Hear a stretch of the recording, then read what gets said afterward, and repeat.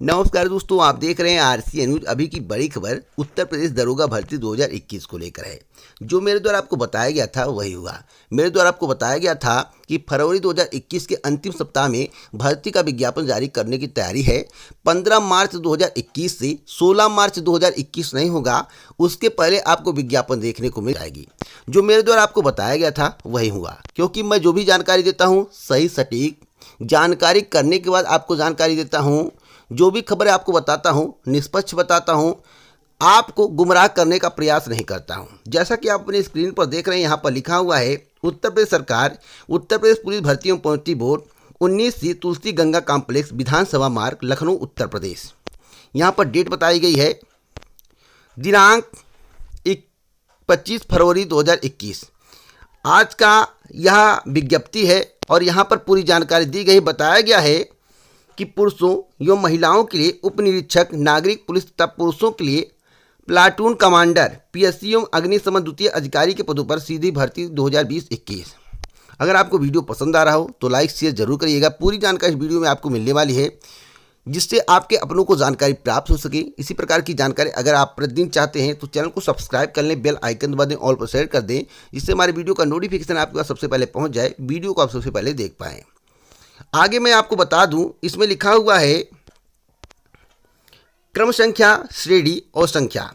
अनारक्षित के 3613 पोस्ट हैं, ईडब्ल्यूएस के 902 पोस्ट हैं, अन्य पिछड़ा वर्ग के 2437 पोस्ट हैं, अनुसूचित जात के 1895 पोस्ट हैं और अनुसूचित जनजाति के 180 पोस्ट हैं। कुल मिलाकर 9027 पदों पर भर्ती के लिए विज्ञापन जारी हुआ है। लेकिन यहाँ पर और पदों की संख्या भी बताई गई है। यहाँ पर बताया गया है सीधी भर्ती द्वारा भरे जाने वाले पदों के सापेक्ष क्षैतिज आरक्षण का प्रतिशत। यहाँ पर बताया गया है कि स्वतंत्रता संग्राम सेनानी के आश्रित 180 पद हैं, भूतपूर्व सैनिक के 451 पद हैं, महिला के 1805 पद हैं। यहाँ पर 2% आरक्षण, 5% आरक्षण और 20% आरक्षण के संबंध में जानकारी दी गई। बताया गया है कि महिला को 20% आरक्षण दिया गया है क्षैतिज आरक्षण के तहत। आगे इसमें बताया गया है, देखिए जो 2016 का मैटर था, जो मेरे द्वारा आपको बताया गया था कि मामला शासन में विचाराधीन है।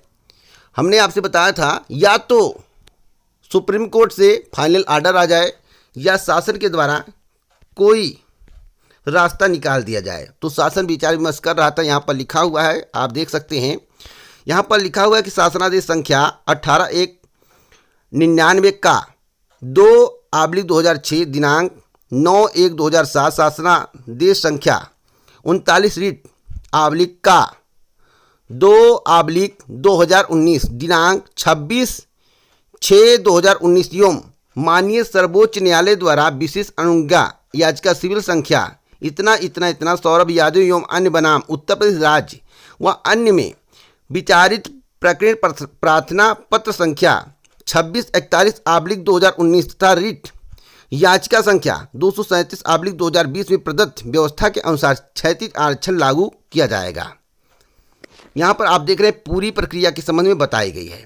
और यहाँ पर लिखा हुआ है कि प्लाटून कमांडर पीएससी के कितने पद हैं। अनारक्षित 194, ईडब्ल्यूएस के 48, अन्य पिछड़ा वर्ग के 131, अनुसूचित जात के 101, अनुसूचित जनजाति के 10, कुल मिलाकर 484 पद हैं। और यहाँ पर बताया गया है सीधी भर्ती द्वारा भरे जाने वाले उक्त पदों के सापेक्ष क्षैतिज आरक्षण का प्रतिशत।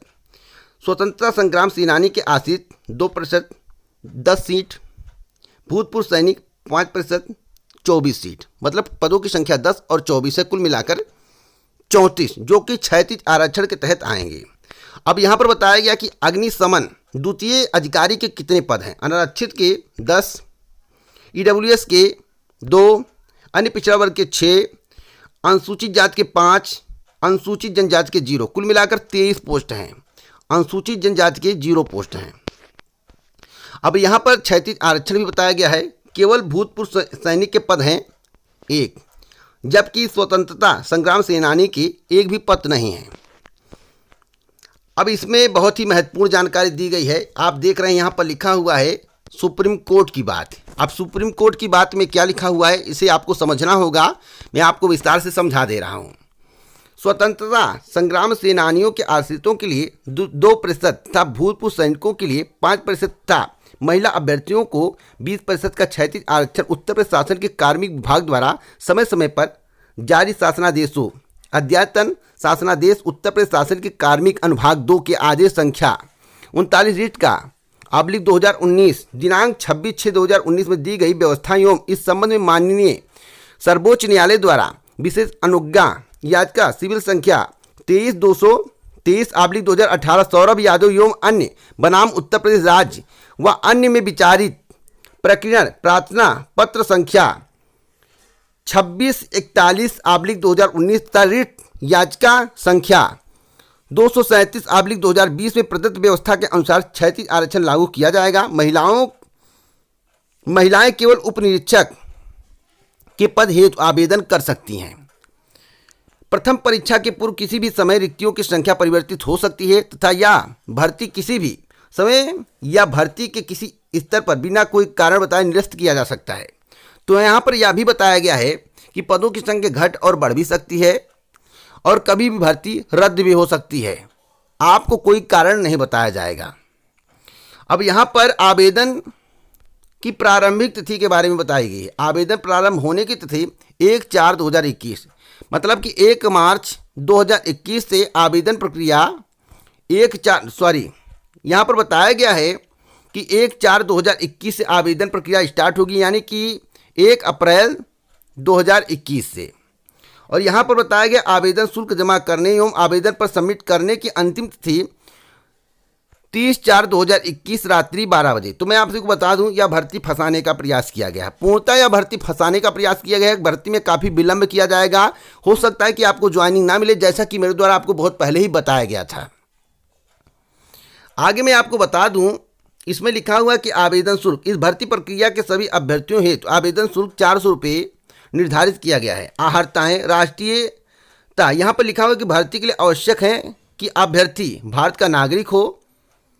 तो इसके संबंध में आपको जानकारी होगी, मुझे बताने की आवश्यकता नहीं, इस पर ज़्यादा मैं फोकस नहीं करना चाहता हूँ। आगे लिखा हुआ है टिप्पणी ऐसे अभ्यर्थी को जिनके मामले में पात्रता का प्रमाण पत्र आवश्यक हो किंतु वह ना तो जारी किया गया हो और ना देने से इनकार किया गया हो, किसी परीक्षा या साक्षात्कार में शामिल किया जा सकता है और उसे इस शर्त पर अंतिम रूप में नियुक्ति किया भी जा सकता है कि आवश्यक प्रमाण पत्र उसके द्वारा प्राप्त कर लिया जाए या उसके पक्ष में जारी कर दिया जाए। अब यहाँ पर शैक्षिक अर्हता के संबंध में जानकारी दी गई है कि उप निरीक्षक पद के लिए शैक्षिक अर्हता क्या होनी चाहिए, प्लाटून कमांडर के लिए शैक्षिक अर्हता क्या होनी चाहिए और पीएसटी पद के लिए शैक्षिक अर्हता क्या होनी चाहिए। बताया गया है कि भारत में विधि द्वारा स्थापित किसी विश्वविद्यालय से स्नातक उपाधि या सरकार द्वारा उसके समकक्ष मान्यता प्राप्त से कोई अर्हता हो। अग्निशमन द्वितीय अधिकारी पद के लिए भारत में विधि द्वारा स्थापित किसी विश्वविद्यालय से विज्ञान में स्नातक उपाधि या सरकार द्वारा उसके समकक्ष मान्यता प्राप्त कोई अर्हता हो। अगर आप विज्ञान से उत्तीर्ण है तभी आप अग्निशमन द्वितीय अधिकारी के लिए आवेदन कर पाएंगे। आवेदन करने की अंतिम तिथि तक अभ्यर्थी को अपेक्षित शैक्षिक अर्हता आवश्यक धारित करनी चाहिए, नहीं तो आप इस भर्ती के लिए एलिजिबल नहीं होंगे। इसमें साफ साफ बताया गया है कि आवेदन की जो अंतिम तिथि होती है उसके पहले आपके पास शैक्षिक अर्हता होनी चाहिए। कोई भी डिग्री हो, आवेदन की अंतिम तिथि के पहले है या आवेदन के लास्ट तिथि पर भी है तो मान्य हो जाएगा, लेकिन आवेदन की अंतिम तिथि के बाद अगर आपके पास शैक्षिक अर्हता है तो वह मान्य नहीं होगा। यहाँ पर लिखा हुआ है अधिमानी अर्हताएं। अधिमानी अर्हताएं कि कोई अंक नहीं होंगे बल्कि 2 या 2 से अधिक अभ्यर्थियों के बराबर अंक प्राप्त करने की दशा में अधिमानी अर्हता के अभ्यर्थियों को प्रस्तर 4.4 के अधीन वरीयता प्रदान की जाएगी। यहाँ पर बताया गया कि DIACC मतलब कि डोएक से या नीलेट से सोसाइटी से कंप्यूटर में ओ स्तर का प्रमाण पत्र प्राप्त किया हो, प्रादेशिक सेना में न्यूनतम 2 वर्ष की अवधि तक सेवा की हो, राष्ट्रीय कैडेट कोर बी प्रमाण पत्र प्राप्त किया हो। देखिए इसमें नंबर नहीं मिलेगा, लेकिन जब आपके भी सेम नंबर होंगे, किसी और का सेम नंबर होगा। मेरा कहने का तात्पर्य है कि किसी के 44 नंबर हैं, आपके भी 44 नंबर है और 44 अंतिम कट ऑफ है, तो जो राष्ट्रीय कैडेट कोर का भी प्रमाण पत्र लगाया होगा, प्रादेशिक सेना में न्यूनतम 2 वर्ष की अवधि तक की सेवा की हो, उसका प्रमाण पत्र लगाया होगा, तो उसे वरीयता दी जाएगी। सबसे पहले उसी का चयन किया जाएगा जो इस सर्टिफिकेट को लगाया होगा। आयु के संबंध में जानकारी दी गई। बताया गया है कि भर्ती के लिए यह आवश्यक है कि अभ्यर्थी ने दिनांक 1/7/2021 को 21 वर्ष की आयु प्राप्त कर ली हो और 28 वर्ष से अधिक की आयु पूर्ण न की हो, अर्थात अभ्यर्थी का जन्म दिनांक 1/7/1993 से पूर्व तथा दिनांक 1/7/2000 के पश्चात ना हुआ हो। तो आयु सीमा 28 वर्ष निर्धारित की गई, जैसा कि आप अपने स्क्रीन पर देख रहे हैं। यहाँ पर बताया गया है चरित्र, टिप्पणी, वैवाहिक परिस्थिति, शारीरिक व्यवस्था। और यहाँ पर भर्ती की प्रक्रिया के संबंध में जानकारी दी गई है। इसके संबंध में आपको जानकारी होना जरूरी है। यह चयन उत्तर प्रदेश उप निरीक्षक और निरीक्षक सेवा नियमावली 2015 सप्तम संशोधन 2020 के अधीन किया जाएगा। सप्तम संशोधन 2020 सेवा नियमावली संलग्न है। ऑनलाइन लिखित परीक्षा के संबंध में जानकारी दी गई। सिलेबस क्या होगा, यहाँ पर बताया गया है कि उत्तर प्रदेश उप निरीक्षक और निरीक्षक नागरिक पुलिस सेवा या संशोधित नियमावली 2015 सप्तम संशोधन 2020 के अनुसार ऐसे अभ्यर्थी जिनके आवेदन सही पाए जाएंगे उनसे 400 अंकों की ऑनलाइन लिखित परीक्षा में सम्मिलित होने की अपेक्षा की जाएगी। इस ऑनलाइन लिखित परीक्षा में वस्तुतः इस प्रकार का 4 अलग अलग निम्नलिखित विषयों का एक प्रश्न पत्र होगा, जिसमें समान हिंदी के 100 अंक, मूल विधि, संविधान, सामान्य ज्ञान के 100 अंक, संख्यात्मक एवं मानसिक योग्यता परीक्षा के 100 अंक, मानसिक अभिरुचि परीक्षा, बुद्धिलाधि परीक्षा, तार्किक परीक्षा 100 अंक। देखिए यहाँ पर लिखा अधिकतम अंक 100 मतलब कि 400 अंक। परीक्षा कितने घंटे की होगी? 2 घंटे की होगी, अर्थात 120 मिनट की होगी। यहाँ पर बहुत ही महत्वपूर्ण जानकारी दी गई, इसे आपको जानना जरूरी है। इसमें बताया गया है कि सेवा नियमावली में सप्तम संशोधन के अनुसार ऑनलाइन लिखित परीक्षा के प्रत्येक विषय में 35% अंक और कुल 50% अंक प्राप्त करने में विफल रहने वाले अभ्यर्थी भर्ती के लिए पात्र नहीं होंगे। उपरोक्त परिस्थितियों के अधीन जहां कहीं इस नियम में शब्द अंक आया हो उसका तात्पर्य प्रमाणीकृत अंक होगा। प्रमाणीकरण करने के पश्चात जिन अभ्यर्थियों के प्रमाणीकृत प्राप्तांक पत्र के प्रत्येक विषय में 35% तथा चारों विषयों में कुल 50% नहीं होंगे, वे अभ्यर्थी चयन प्रक्रिया के अगले चरण में प्रतिभाग करने हेतु आहर पात्र नहीं होंगे। तो उसमें एक क्राइटेरिया रख दिया है, 35% 50% अंक प्राप्त होने चाहिए, तभी आप अगली परीक्षा के लिए एलिजिबल किए जाएंगे। संशोधित नियमावली के अनुसार भर्ती बोर्ड प्रश्न पत्र के 4 विषयों में से प्रत्येक विषय में अभ्यर्थियों द्वारा प्राप्त मूल अंकों का प्रथमता प्रसामान्यीकरण करेगा और अंतिम कुल प्रसामान्यीकृत अंकों की गणना समस्त चारों विषयों के प्रसामान्यीकृत अंकों को जोड़कर की जाएगी। तो आप लोग समझ रहे होंगे, मैं एक एक पॉइंट में आपको बताना चाहता हूँ। अब शारीरिक दक्षता के बारे में आप लोग जान लीजिए। ऊंचाई कितनी होनी चाहिए? सामान्य अन्य पिछड़े वर्गों और अनुसूचित जातियों के अभ्यर्थियों के लिए न्यूनतम ऊंचाई 168 सेंटीमीटर होनी चाहिए। अनुसूचित जनजाति के अभ्यर्थियों के लिए न्यूनतम ऊंचाई 160 सेंटीमीटर होनी चाहिए। सीना सामान्य अन्य पिछड़ी जातियों और अनुसूचित जातियों के लिए संबंधित अभ्यर्थियों के लिए न्यूनतम सीने का माप 79 सेंटीमीटर बिना फुलाने पर और कम से कम 84 सेंटीमीटर फुलाने एवं अनुसूचित जनजातियों के लिए 77 सेंटीमीटर बिना फुलाने पर और फुलाने पर 82 सेंटीमीटर से कम नहीं होगा। अगर इससे कम होगा तो आप इस परीक्षा के लिए एलिजिबल नहीं है, आप मान लीजिए कि आपका सिलेक्शन नहीं होगा। यहाँ पर बताया गया है महिलाओं हेतु, मतलब कि जो फीमेल होंगी उनके लिए चेस्ट और लंबाई कितनी होनी चाहिए। सामान्य अन्य पिछड़े वर्गों और अनुसूचित जाति की महिला अभ्यर्थियों के लिए न्यूनतम ऊंचाई 152 सेंटीमीटर, अनुसूचित जनजाति की महिला अभ्यर्थियों के लिए न्यूनतम ऊंचाई 147 सेंटीमीटर, वजन 40 किलोग्राम होनी चाहिए। अगर 40 किलोग्राम से ज़्यादा वजन है न्यूनतम, यहाँ पर न्यूनतम बताया गया, न्यूनतम बताया गया है, यहाँ पर 40 किलोग्राम न्यूनतम वजन होना चाहिए, इससे कम नहीं होना चाहिए। यहाँ पर बताया गया कितने घंटे में आपको कितना दौड़ना है।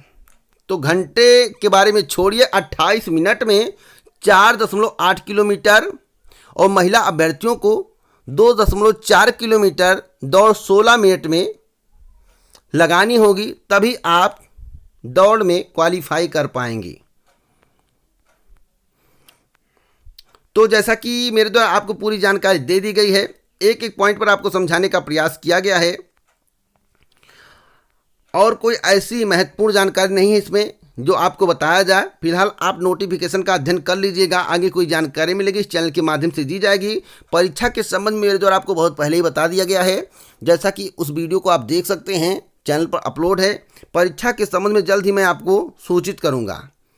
जय हिंद, जय भारत दोस्तों, नमस्कार।